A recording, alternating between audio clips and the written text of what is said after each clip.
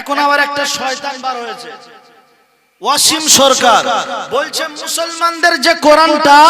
নাজিল হয়েছিল ওই কোরআনটা বদর যুদ্ধে পুড়ে গিয়েছে,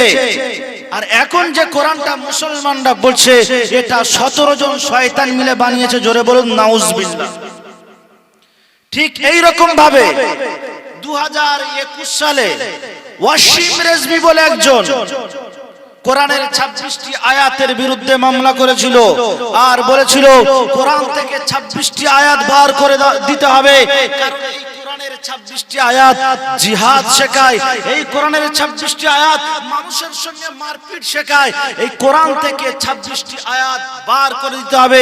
সুপ্রিম কোর্টে সে যখন পিটিশন দিল,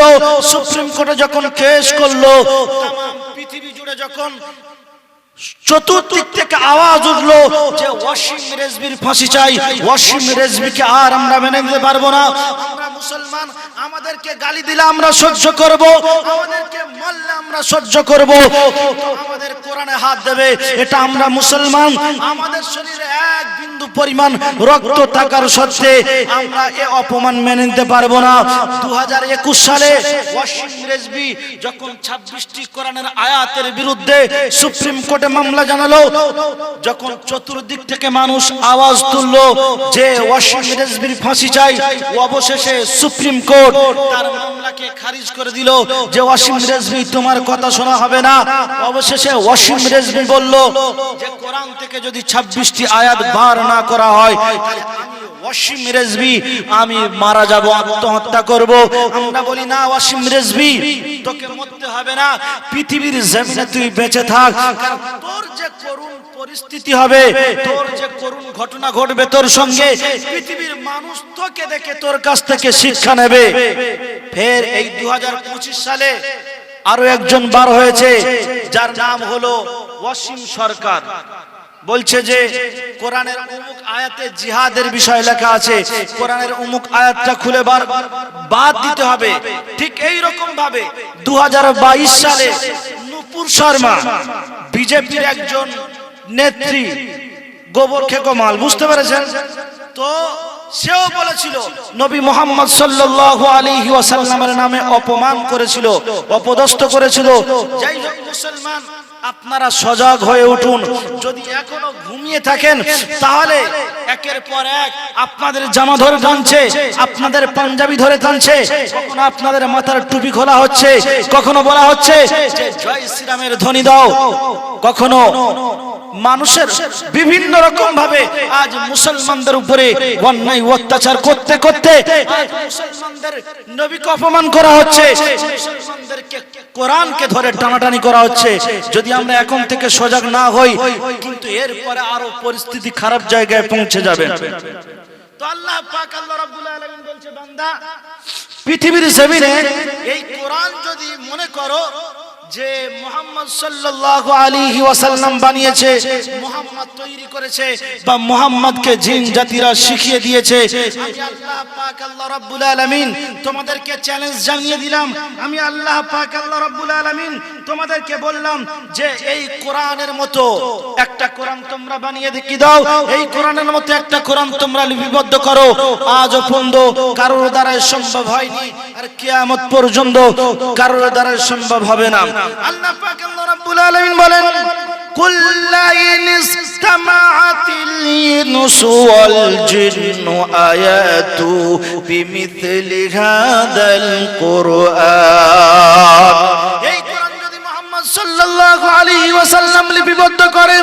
এই কোরআন যদি মুহাম্মদ বানায়, আমি আল্লাহ পাক আল্লাহ রাব্বুল আলামিন তোমাদেরকে চ্যালেঞ্জ দিয়ে দিলাম, তোমরা জিন জাতিরা মানুষদেরকে সাহায্য করো, মানুষরা জিন জাতিদেরকে সাহায্য করে, দুজন মিলে এই কোরআনের মতো একটা কোরআন বানিয়ে দেখিয়ে দাও। আজ পর্যন্ত কারোর দ্বারাই সম্ভব হয়নি, আর কিয়ামতের পূর্ব সকাল পর্যন্ত কোরআনের মতো কোরআন কারোর দ্বারাই বানানো সম্ভব হবে না। এরপর আল্লাহ পাক আল্লাহ রাব্বুল আলামিন বলে, বান্দা এই কোরআনের ভিতরে 114টি সূরা আছে, তোমরা 114টি সূরা বানাতে পারলে না, আমি আল্লাহ পাক আল্লাহ রাব্বুল আলামিন তোমাদের জন্য হালকা করে দিলাম। এই 114টি সূরার ভিতর থেকে 114টি বানাতে হবে না, মাত্র 10টা সূরা বানিয়ে দেখিয়ে দাও। আজও পর্যন্ত কেউ পারেনি। এরপর পাক আল্লাহ রাব্বুল আলামিন বলে বান্দা এই কোরআনে 114টি সূরার ভিতরে তোমরা 10টা সূরা বানাতে পারলে না আমি আল্লাহ পাক আল্লাহ রাব্বুল আলামিন তোমাদেরকে জানিয়ে দিলাম এই 114টি সূরার ভিতরে থেকে সবথেকে ক্ষুদ্রতম সূরা যার নাম হলো সূরা ইখলাস এই সূরা ইখলাসের মতো একটা সূরা তোমরা বানিয়ে দেখিয়ে দাও ওয়া ইন কুনতুম ফি রাইবিম মিম্মা নাযালনা আলা আবদিনা ফাতু বিসূরাতিম মিন মিথলি আমি যে কোরআন অবতীর্ণ করেছি আমি যে কোরআন পাঠিয়েছি আমার নবীর উপরে যদি তোমাদের এর ভিতরে সন্দেহ হয় তাহলে আমি আল্লাহ পাক বলে দিলাম এই কোরআনের 114টি সূরার ভিতর থেকে ক্ষুদ্রতম সূরা তোমরা একটা বানিয়ে দেখিয়ে দাও আজ পর্যন্ত কেউ পারেনি আর কিয়ামত পর্যন্ত কারো দ্বারা সম্ভব হবে না জোরে বলুন না সুবহানাল্লাহ নারে তাকবীর নারে তাকবীর এরপর আল্লাহ পাক আল্লাহ রাব্বুল আলামিন বলে বান্দা পৃথিবীর জমিনে আমি যে আমার কোরআন পাঠিয়েছি পৃথিবীর জমিনে বহু কিতাব আছে রামায়ণ আছে গীতা আছে মহাভারত আছে জিন্দা বিষ্টা আছে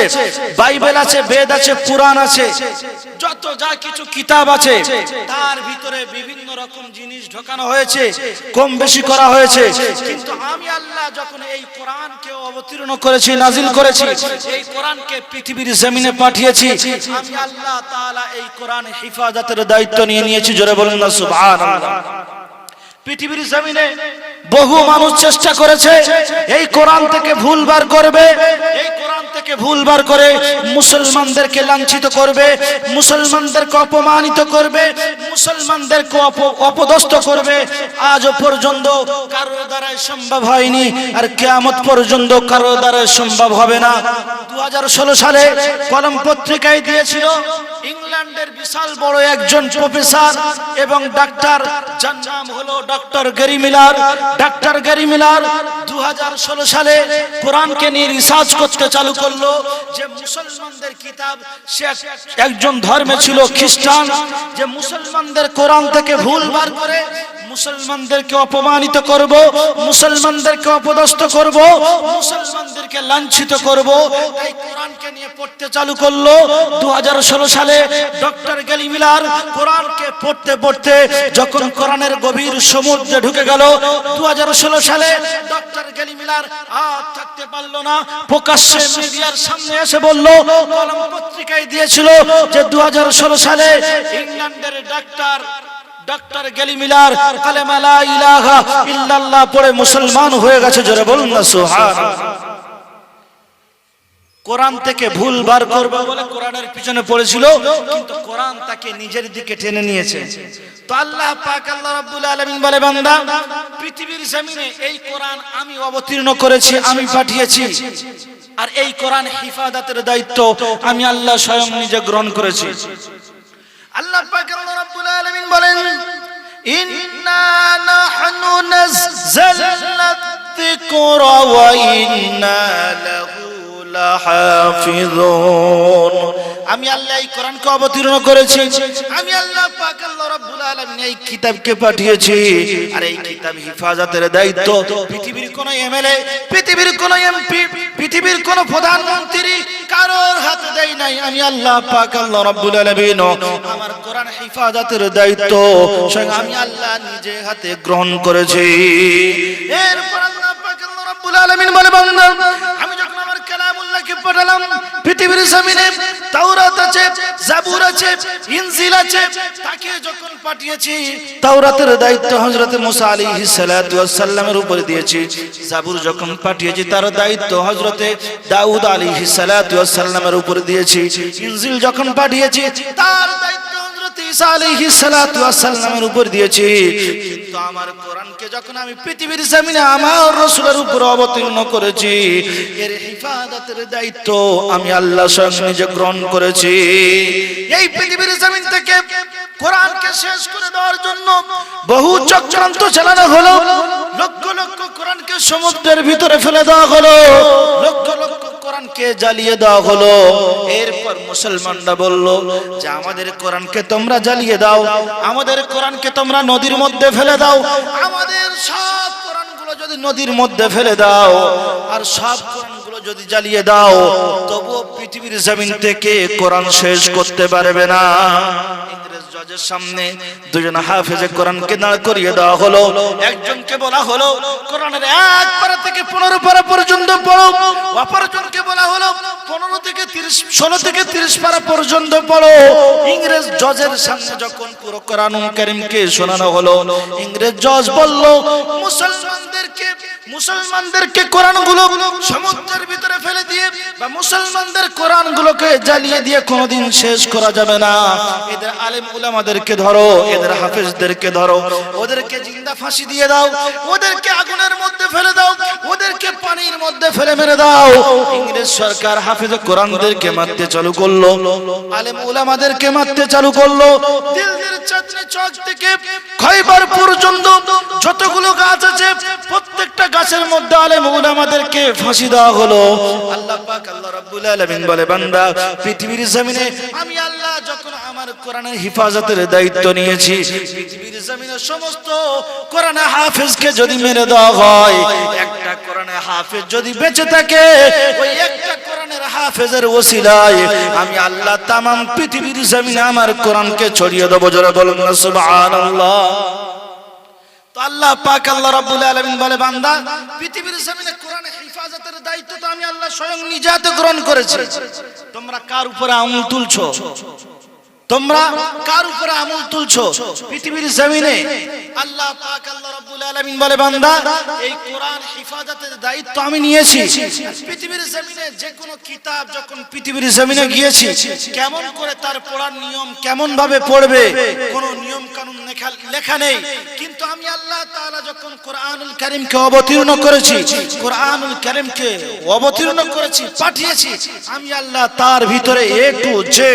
সব লিখে দিয়েছি, লিপিবদ্ধ করেছি। যে কোরআন কোথায় ছিল, কোথা থেকে এসে, কোন সময় অবতীর্ণ হয়েছে, কার উপরে অবতীর্ণ হয়েছে, এবং কোরআনকে পড়তে গেলে কেমন ভাবে পড়তে হবে, কোরআন যারা পড়বে তাদের অবস্থা কি হবে, আমি আল্লাহ পাক আল্লাহ রাব্বুল আলামিন সব কিছু A to Z কোরআনুল কারীমের ভিতরে অবতীর্ণ করেছি। জোরে বলুন না সুবহানাল্লাহ। কোরআনকে যদি জিজ্ঞাসা করা হয়, কোরআন তুমি কোথায় ছিলে, তোমার জায়গা কোথায়, তুমি কোথায় এসেছো, আল্লাহ পাক আল্লাহ রাব্বুল আলামিনের কোরআন বলেন, বাল হুয়া কুরআনুম মাজিদুন ফি লাউহিম মাহফুজ। আমি কোরআন লাউহে মাহফুজের মধ্যে ছিলাম। লাউহে মাহফুজ থেকে আল্লাহ তাআলা আমাকে দুনিয়ার আসমানে পাঠিয়েছে। কোরআনকে যদি জিজ্ঞাসা করা হয়, কোরআন দুনিয়ার আসমানে কখন এসছো, কোন টাইমে এসছো, তো কোরআন সঙ্গে সঙ্গে উত্তর দিয়ে দেয়, শাহরু রমাদানাল্লাযী উনজিলা ফীহিল কুরআন হুদাল লিন্নাস। আমি কোরআন লাউহে মাহফুজ থেকে আমাকে দুনিয়ার আসমানে পাঠানো হলো এমন একটা মাস, রমজান মাস, যে মাসের মধ্যে মানুষ একটা নেকি করলে আল্লাহ পাক আল্লাহ রাব্বুল আলামিন 70টা নেকি তার নামায়ে আমলে লিখে দেয়। 1 টাকা দান করলে 70 টাকা দান করার সব তার নামায়ে আমলে লিখে দেওয়া হয়। এই রকম বরকতপূর্ণময় মাসে আমি কোরআন আমাকে দুনিয়ার আসমানে অবতরণ করা হয়েছে। এরপর যদি কোরআনকে জিজ্ঞাসা করা হয়, কোরআন পুরো দুনিয়ার জমিনে কখন এসেছো, কোরআন বলবে, আমি কোরআন এমন একটি রাতে এসেছি, এমন একটি বরকতপূর্ণ রাতে আল্লাহ পাক আল্লাহ রাব্বুল আলামিন আমাকে পাঠিয়েছে, যে রাত 1000 মাসের চাইতে উত্তম। আল্লাহ পাক আল্লাহ রাব্বুল আলামিন এই রকম রাতে আমাকে দুনিয়ার জমিনে অবতরণ করেছে। أنزلناه في ليلة القدر ليلة القدر خير من ألف شهر। এমন একটি রাত যে রাত্রি 1000 মাসের চাইতে উত্তম। এই রকম রাতে আমি কোরআন আমাকে পাঠানো হয়েছে, আমি কোরআন আমাকে অবতীর্ণ করা হয়েছে, আমি কোরআন আমাকে নাজিল করা হয়েছে। এই কোরআন কিন্তু একবারে আসেনি। এই কোরআন 23 বছর যাবত আল্লাহর নবী সাল্লাল্লাহু আলাইহি ওয়াসাল্লামের উপরে অবতীর্ণ হয়েছে, নাজিল হয়েছে। যখন যেই রকম দরকার পড়েছে সেই রকম ভাবে এই কোরআন পৃথিবীর জমিনে নাজিল হয়েছে। আল্লাহ পাক আল্লাহ আলামিন বলে বান্দা এই কোরআনকে যখন তোমরা পড়বে কেমন ভাবে পড়তে হবে যতক্ষণ না কোনো মানুষ পাক এবং পবিত্র হবে ততক্ষণ পর্যন্ত তোমরা কোরআনে হাত দেবে না কোরআনকে স্পষ্ট করবে না কোরআনকে তোমরা পড়বে না আল্লাহ পাক আল্লাহ রাব্বুল আলামিন বলেন লা ইয়ামুসসুহু ইল্লাল মুতাহহারুন খবরদার এই কোরআনকে বিনা ওযুতে তোমরা স্পষ্ট করবে না পৃথিবীর জমিনে বাইবেল গীতা মহাভারত রামায়ণ জিন্দা বিষ্ঠা যত যা কিছু আছে তার শুরুতে কিন্তু এই রকম লেখা নেই যে এই কিতাবে যখনই স্পষ্ট করবে যখনই হাত দেবে তোমাদেরকে ওযু করতে হবে পাক এবং পবিত্র হতে হবে তারপরে তোমরা একে হাত দেবে কিন্তু আল্লাহ পাক আল্লাহ রাব্বুল আলামিন এই কোরআনকে যখন অবতীর্ণ করলেন নাজিল করলেন কোরআনের ভিতরে লিখে দিলেন যে যখনই আমার কালামুল্লাহকে তোমরা পড়বে যখনই আমার কালামুল্লাহকে তোমরা স্পষ্ট করবে খবরদার বিনা ওযুতে তোমরা হাত দেবে না বিনা ওযুতে তোমরা স্পষ্ট করবে না এই কোরআনকে আল্লাহ তাআলা পৃথিবীর জমিনে হিন্দি ভাষাতে অবতীর্ণ করলেন না ইংরেজি ভাষাতে অবতীর্ণ করলেন না বাংলা ভাষাতে অবতীর্ণ করলেন না পৃথিবীর অন্য কোন ভাষাতে অবতীর্ণ করলেন না এই কোরআনকে আল্লাহ তাআলা আরবি ভাষাতে অবতীর্ণ করেছেন আল্লাহ পাক আল্লাহ রাব্বুল আলামিন বলে বান্দা আমি আমার কোরআনকে কেন আরবি ভাষাতে অবতীর্ণ করলাম কেন আরবি ভাষাতে নাজিল করলাম এটা কি তোমরা জেনেছো এটা কি তোমরা বুঝেছো আমি আল্লাহ পাক আল্লাহ রাব্বুল আলামিন আমার কালামুল্লাহ শরীফকে আরবি ভাষাতে এই জন্য অবতীর্ণ করেছি নাজিল করেছি আমার বান্দা এবং বান্দির জন্য আরবি ভাষাটাও সহজ এবং সরল আমার বান্দা এবং বান্দির জন্য আমার কোরআনকে বোঝা আমার কোরআনকে মুখস্থ করা আমার কোরআনকে নিয়ে চলা তাদের জন্য সহজ হবে আমি আল্লাহ এই জন্য আমার কোরআনকে হিন্দি ভাষায় অবতীর্ণ করলাম না ইংরেজি ভাষাতে অবতীর্ণ করলাম না বাংলা ভাষাতে পাঠালাম না তেলুগু ভাষাতে পাঠালাম না আমি আল্লাহ পাক আল্লাহ রাব্বুল আলামিন আমার কালামুল্লাহকে এই পৃথিবীর জমিনে আমি আল্লাহ আরবি ভাষাতে অবতীর্ণ করেছি أنزلناه قرآنا عربيا لعلكم تعقلون এই জন্য আরবি ভাষাতে অবতীর্ণ করেছি নাজিল করেছি যাতে আমার বান্দা এবং বান্দির জন্য কোরআন বোঝা শোনা সহজ হয়ে যায় জোরে বলুন না সুবহানাল্লাহ নারে তাকবীর নারে তাকবীর আল কোরআনের আলো আল হাদিসের আলো নারে তাকবীর এরপর আল্লাহ পাক আল্লাহ রাব্বুল আলামিন বলে বান্দা আমি যে আমার কালামুল্লাহ শরীফকে পাঠিয়েছি আমার কালামুল্লাহকে অবতীর্ণ করেছি নাজিল করেছি আমি আমার কোরআন শরীফকে পিতার জন্য সরল তৈরি করেছি বিধবার জন্য সরল তৈরি করেছি শিশুদের জন্য সরল তৈরি করেছি জওয়ান মানুষদের জন্য সরল তৈরি করেছি আমার কালামুল্লাহকে যে ব্যক্তি মনে করবে আমি মুখস্থ করব আমি আল্লাহ পাক আল্লাহ রাব্বুল আলামিন আমার কালামুল্লাহকে এতটা সহজ এবং সরল তৈরি করেছি যে আমার কালামুল্লাহ প্রত্যেকের জন্য মুখস্থ করা সহজ এবং সরল ওয়ালাকাদ ইয়াসসারনাল কুরআনা লিযিকরি ফাহাল মিন মুদ্দাক্কির আমার বান্দা এবং বান্দি যদি চায় আমার কালামুল্লাহকে এত সহজ এবং সরল তৈরি করেছি অতি সহজে আমার কালামুল্লাহকে আমার বান্দা এবং বান্দিরা মুখস্থ করতে পারবে 2015 সালে কলম পত্রিকায় একটি খবর বার হয়েছিল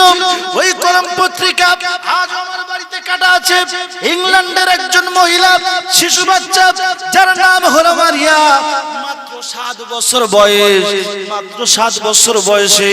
পুরো কোরআনুল কারীমকে হিফজ করেছে যখন কোরআনুল কারীমের হিফজ শেষ হয়ে গেল তার মাকে মিডিয়ার মানুষরা জিজ্ঞাসা করলো মাত্র 7 বছর বয়স এই মারিয়াম কিভাবে কোরআনের হাফেজ হলো কিভাবে কোরআনের হাফেজ হতে পারে তার মা বলছে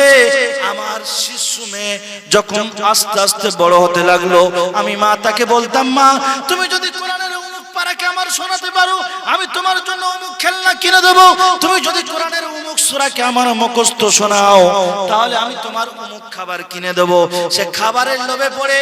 আর খেলনার লোভে পড়ে কোরআনুল কারীমকে দ্রুত মুখস্থ করতে চালু করলো এরপরে 4 বছর যখন বয়স হলো আমার মেয়ে মারিয়াকে আমি আমার সাইটের মাদ্রাসায় ভর্তি করে দিলাম। মাত্র 3 বছর বয়সে তামাম কোরআনুল কারীমকে হিফজ মুখস্থ করতে সক্ষম হয়েছে।